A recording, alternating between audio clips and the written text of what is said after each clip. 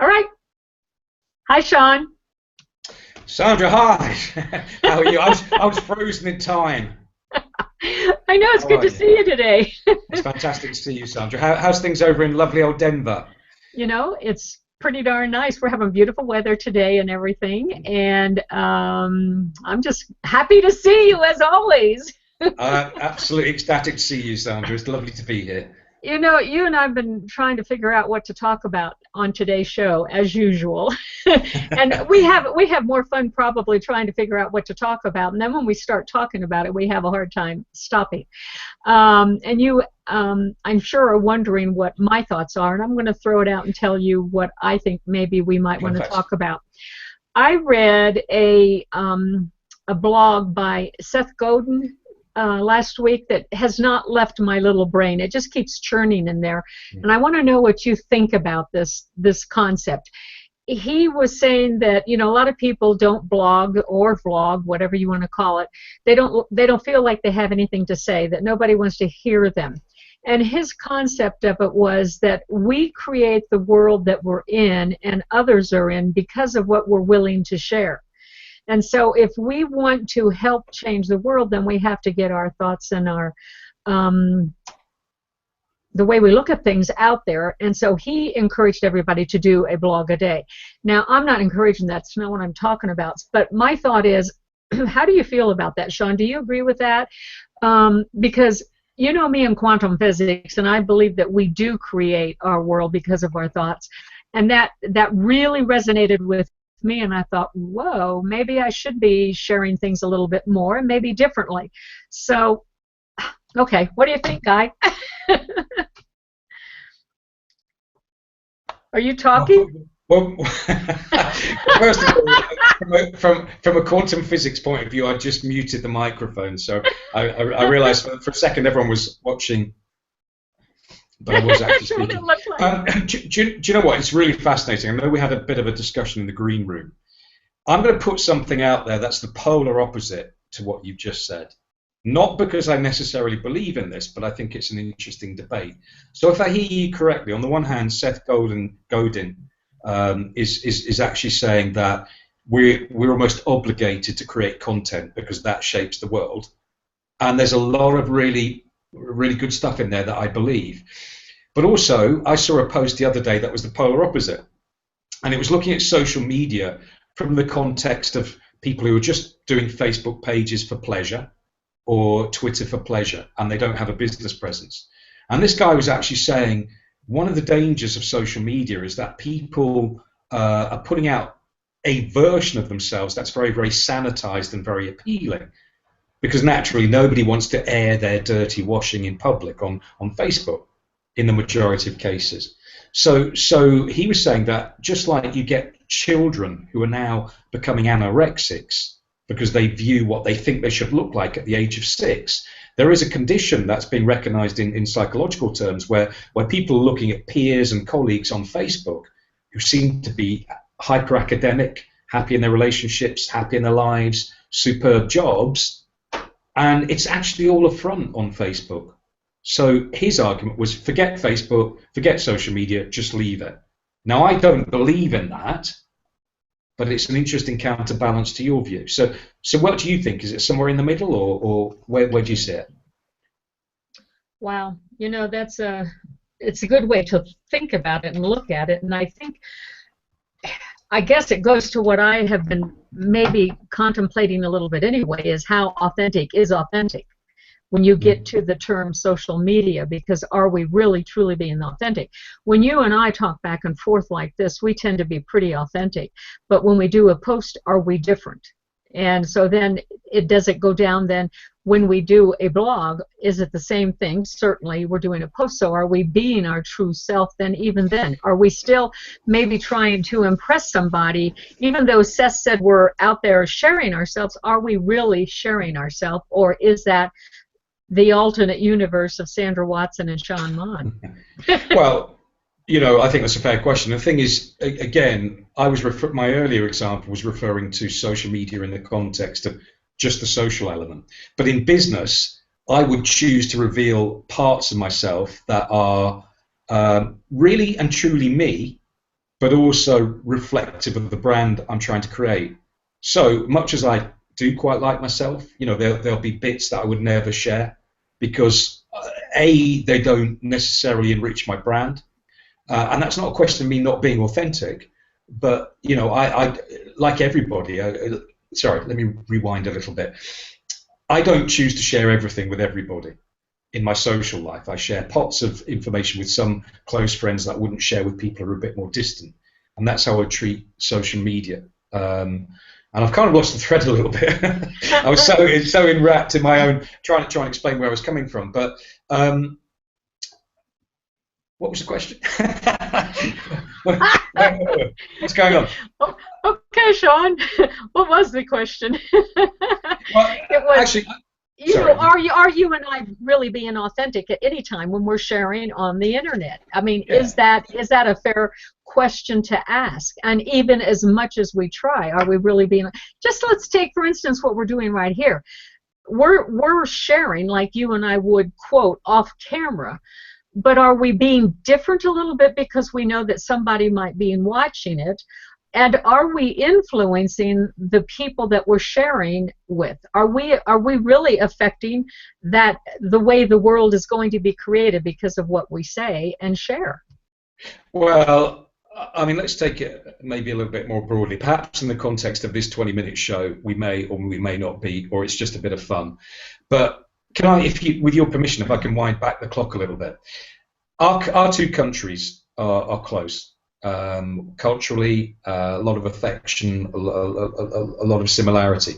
But imagine that you were in China and I was over here, or I was in China and you were in the States.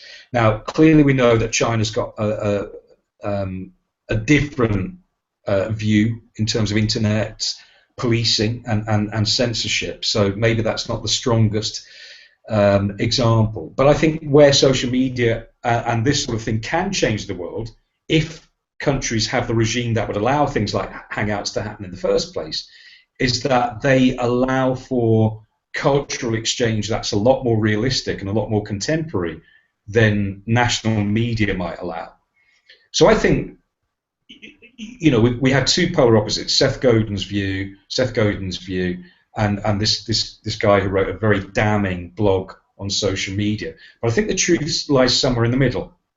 And I think social media and being present on the internet has got the power to revolutionize the world because it's open communication with no barriers, but it also can be extremely crass, and it's kind of up to us to find our way through our content, and then that content to appeal to people with an affinity for it that then creates the world around it. It's kind of a mealy mouthed way of saying I probably tend to agree more with Seth than with this other blogger. Well, okay, let's get back now to quantum physics on the subject. You know how I am on that, Sean. You know, in the theory of quantum physics, when you look at something, it changes the result. Indeed. So now, if people are looking at what I'm saying, or as we are here on the screen, just the fact that they are analyzing it and trying to look at it and see the outcome, it automatically changes it. So in that sense, then, are we really changing the world because of what we're sharing? And, you know, I'm just going to bring this up. Dave Moore posted a response one time on the quantum physics and who we are, the real us.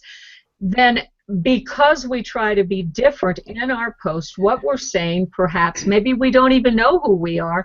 So maybe that is an issue then, too. So with what Seth said, are we then recreating our own reality to be different of who we are because of what we're sharing? Are we now changing us because of the sharing?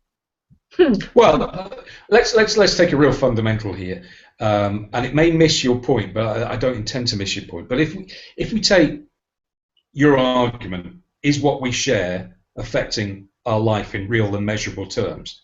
Correct. So by doing something, are we changing the world around us? Well, here, what about this connection? It's 8:10 GMT, 8:10 p.m. GMT at the moment, and there's a 7-hour difference, if I'm right, with Denver. You're sat where you're sat, I'm sat where I'm sat, and you know, I'd love to believe we might have met in real life, and I know we will meet in real life. now we've connected on Hangouts, but would we have done? And I suspect we probably wouldn't have done, sadly. So the simple fact that we both made decisions to start getting involved in Hangouts, in fact, you were instrumental to me getting involved in Hangouts, has created a friendship. And out of that friendship, I now connect with other friends of yours. And I've had the pleasure of hooking up with the Denver social media group because of, you know, an opportunity you gave me. So that wouldn't have happened. And it's like ripples on a pond, isn't it? If I throw a stone into a pond, I can watch those ripples cascade. And if you watch them forever, they keep going, they diminish, but they touch a lot in that pond. So my point being, what ripples has our decision to get engaged with each other on Hangouts created? And who do we touch? That's a real thing. Would I have known your family in Denver had we not connected, and we've now become friends? Did you follow me? I've kind of put that very closely. Totally do. And that basically what you're saying then, in my opinion, Mr. Sean, is that because of that, it changed your world, it changed my world, and it changed others' worlds. So had we not been sharing regularly like we were doing at that time and have continued, our world would have been not what it is today. So we did, in essence, change the world around us. And the reason I then my face changed is because all of that being said, I can almost hear people in the stream saying, well, that may be true, but is that any different to a non-social media or non-internet marketing intervention? I go down the street and I bump into somebody in a store and we have a conversation. My whole life could change. I could end up marrying that person or not, or have a friendship. So it's no different maybe to the real world, other than the thing is, I believe the power of the internet magnifies those effects, because we don't necessarily have to do everything in terms of physical contact. Well, and the other thing is, too, I think that when Seth Godin was referring to this was the fact that you are putting yourself out there, not always on the same subjects, on different subjects and different things that interest you, like what we're doing today. We're talking about this. This is a different side of us that no one probably has seen before. So now this is going to influence their life, their world in a different way, and hopefully cause them to think about things a little bit differently than what they would have had they not heard this conversation. So if we hadn't been willing to share, then maybe their world, we wouldn't have the ability, forget their world, we wouldn't have the ability to influence the world at large, because we don't know, because of the ripples, where it's going to go or anything. And so many times we say we don't have anything to say, we're not, it's not going to change anything. And what he basically was saying is, yes, by sharing you do change things. And I think that, personally, I think it was right on. It really resonated with me, and I thought, if we looked at what we do in social media as a way to change the world, just in an ordinary way, because it may not be so ordinary, how do we know by what we're talking about it might not be some really big thing that would change somebody's world? Yeah, I mean, let's take it a little bit away from us, because otherwise it sounds like we're on some huge, trip here. But I mean, which of course we are. But the thing that occurs to me, and maybe I'm just a bit of a dumbass to steal from Clarissa Silver for a moment, but of course, what we tend to forget is things are posted and reposted. Maybe not this particular segment of this particular show, but things live beyond. Some things are born and die. Some posts are born and 10 minutes later they die and the audience is diminished, whether they be video or they be a written post or an image. But some things live a lot longer, or they're reshared weeks later or months later, or they re-emerge. And I guess everybody watching this can identify with that and think of some things that they've shared that popped up. Maybe they've seen notifications 6 months later from a post they shared, and they popped up again. So with video is a classic example of that. Who knows what might happen to videos that are created on a Hangout and where they might end up, and who else shares them, so that a bit of content that the creators created some time ago suddenly gets reshared 8 or 9 months later, and there's one little message or thread in it that has resonance at one time for one person when they particularly need it. That's powerful. I don't know quite where I'm going with that thought, but it just occurred to me as I said it, that we mustn't think of things being created in the moment and they die in that moment. They might live an awful lot longer than we might suspect. Well, and you know, Dave Moore brought this up. You brought it up also in something you said earlier, Sean, that is this any different than, quote, in real life? And I would arguably agree with you. I'd arguably, because I like to argue sometimes.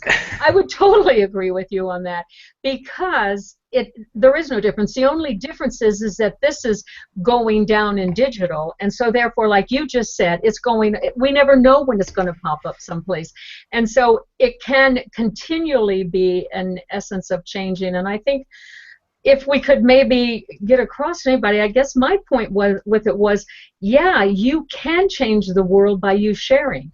We can change the physical outcome of what happens just by things that we share, and we may think we don't have any validity in it. Do you agree with that? Yeah, I mean, the thought I had while you were saying that is it also depends on consistency and continuity, doesn't it?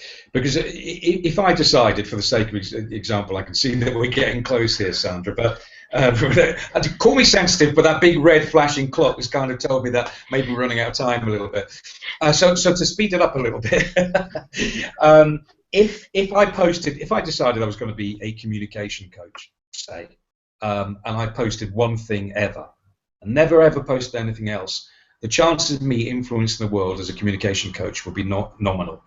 But if after a period of time, in whatever business our audience are in, they continue to post, and it doesn't all have to be the same tone, some of it can be light-hearted, some of it can be serious, but there's a thread to what they're sharing that's consistent. So you mentioned Dave Moore. Dave Moore will share some funny stuff. Dave Moore will share some serious stuff. Dave Moore will share quotes. Dave Moore will share blog posts. But there's a consistency to what he shares that over time builds a body of work. That body of work does change the world, but it doesn't happen with just one post, a one-off post, does it? So I'm now I think about it, I'm more inclined to agree with Seth than the second person who wrote a very damning view on social media and internet marketing, even though that wasn't what we were talking about. That's me. Does that make sense? I like it when you and I come to a conclusion. Well, most of the time we come halfway, if not all the way to agreeing and everything. But it's fun to get, you know, somebody else's viewpoint on it. And I woke up at 3:30 this morning thinking about this because we didn't have a subject to talk about. And I think that it's an important thing because we tend to think that one person's thoughts don't have power, but we know from quantum physics that thoughts are energy and energy rules the universe. So therefore that was of real interest to me, and I think that we need to take that into consideration. Each one of us has the power to change things just by thinking and sharing those thoughts. And you know what? You know what's really funny, Sean? I have to tell you, I have not quote brought up my picture on this broadcast, so most of it's all you. I just now blue boxed me so everybody can see. Getting close to gone, and guys, we have 1 minute. Okay, Sean, this is it. Let me just see if I can play my. It didn't play. I don't know what happened. Go figure. Can I just read something out? Sorry. Sure. Okay, do you know, we guys, because of the 20-minute format, we've been very naughty here, but a couple of comments here. Oh, we've got 1 minute, so I'm just going to read these out. Tanya, do you think Shaw Mars plant will fall again? It looks on the edge. That's all quantum physics, Tanya. Don't be silly. Of course, it's not going to fall. I can't tell you. Oh, wow. Thanks, Dave. Oh, hang on. Thanks, Dave. Thank you. Please send me your check in the post. I didn't get the last one. Me and Seth in the same sentence. Yeah, it's. Do you know, I was going to say something funny then, and I realised half the audience wouldn't understand it because it was a reference to Cockney rhyming slang, which is a particularly UK thing. So I'll leave that out. And the plant. This is Dave again. Sorry, Dave. I didn't want to make this totally Dave Moore show, but the plant needs watering, not the leaves. The roots, the invisible creates the visible. Okay, Sean. Guess what? Metaphysical, and I need to go. Oops, it's time to go. Yes. Bye, everybody. See you next time. Have a great week, and 20 and gone. 20 and gone. Bye, everybody.